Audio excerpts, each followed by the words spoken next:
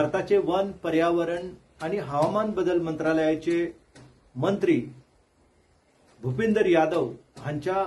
अध्यक्षपणासकयल 9 October 2024 ह्या दिसा पर्यावरण भवनात जी वन्यजीव सल्लागार मंडळाची बैठक झाली त्या बैठकीन परते एकदा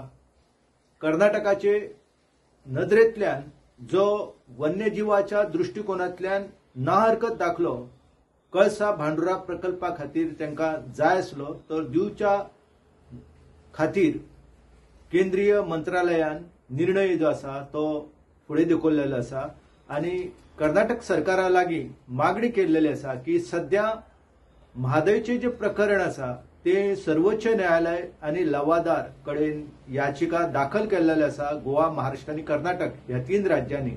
तर त्या संदर्भातली सध्याची कितें स्थिती आसा तिची अधिकृतरित्या माहिती जी आसा ती आपणाक दिवची अशी मागणी ह्या मंडळान केल्लेली आसा आणि ताका लागून आयचे मरण फुडें धुकल्लेले आसा। कर्नाटकाक हे परवानगी मेळोंक ना पूण ताच्या खातीर तांत्रीक नदरेंतल्यान तांकां जे जल आयोगाचो परवानो जाय आसलो तो तांकां मेळ्ळो आसा। तांकां फक्त पर्यावरणीय आणि वन्यजीवाच्या दृष्टिकोनांतल्यान नाहरकत जे दाखले आसा ते घेवपाचे आसा। सध्या कर्नाटकान ह्या वाठारांतले 10.7 हेक्टर जंगल क्षेत्र जे आसा ते कापपा खातीर परवानगी मागलेली आसा। पुराय ह्या संदर्भात न्यायालयीन स्थिती कितें आसा ही जाणून घेवच्या खातीरच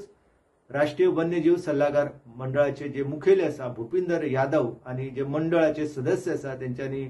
कर्नाटकाक ह्या संदर्भात कळयलेले आसा आणि कर्नाटकाचे कर्तव्य जावन येता की सध्या ही परिस्थिती कितें आसा ही त्या मंडळाक सांगा।